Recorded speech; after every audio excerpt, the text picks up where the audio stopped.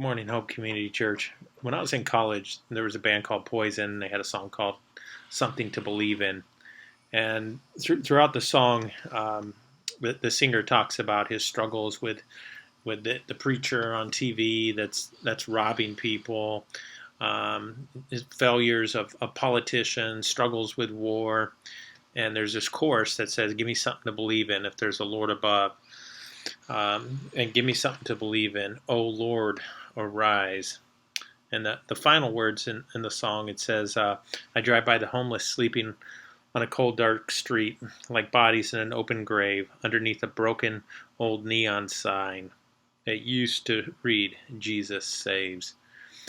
And I think about the time that we live in, and as I look around, I see people crying out, give me something to believe in.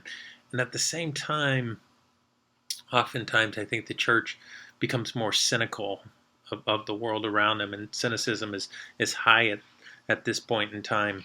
The prophet Jeremiah chapter 8, he's in the midst of this huge crisis. His people are about to be carried off into exile, and he's coming before God and sharing his pain with God. And let me read what Jeremiah says. Jeremiah 8:18 through 22. He says, "My sorrow is beyond healing. My heart is faint within me. Behold, listen, the cry of the daughter of my people from a distant land. Is the Lord not in Zion? Is her king not within her? Why have they provoked me with, with their graven images and their foreign idols?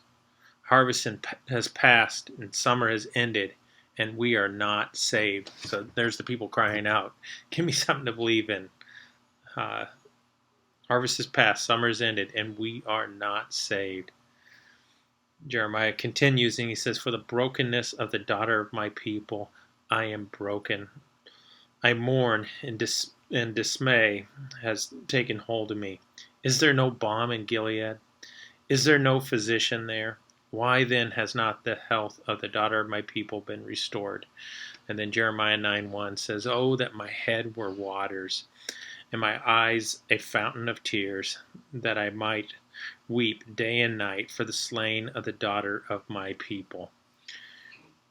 Um, so as we look at Jeremiah, um, he sees the cry of the people.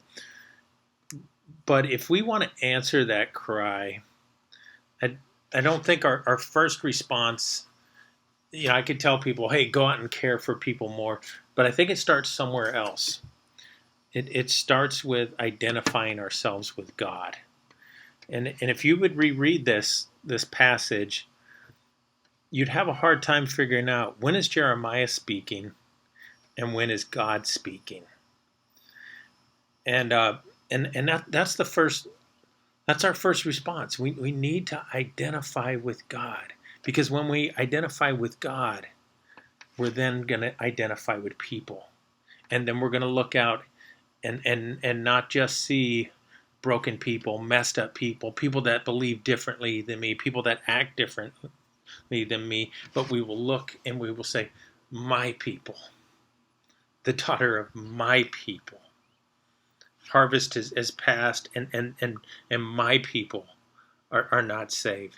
And for the brokenness of the daughter of my people, I am broken, and I mourn, and I dismay. And dismay has taken hold of me. When's the last time you've actually just wept for the brokenness of people? See, when this happens, Jeremiah becomes a symbol of hope, because here's what he's doing. He's not just being critical of what's going on around him. He's identified with God. He's identified with people, and he's bringing the needs of the people before God. He knows that the hope is God himself. Is there no balm in Gilead? Of course there is. God himself is the balm. He's the one that they need. He is the physician. And so people in the midst of struggle and brokenness, let's identify with God. Let's identify with the King of Kings, the Lord of Lords. Let's identify with the brokenness of the people around us. And then go on their behalf to God. Love you. Praying for you.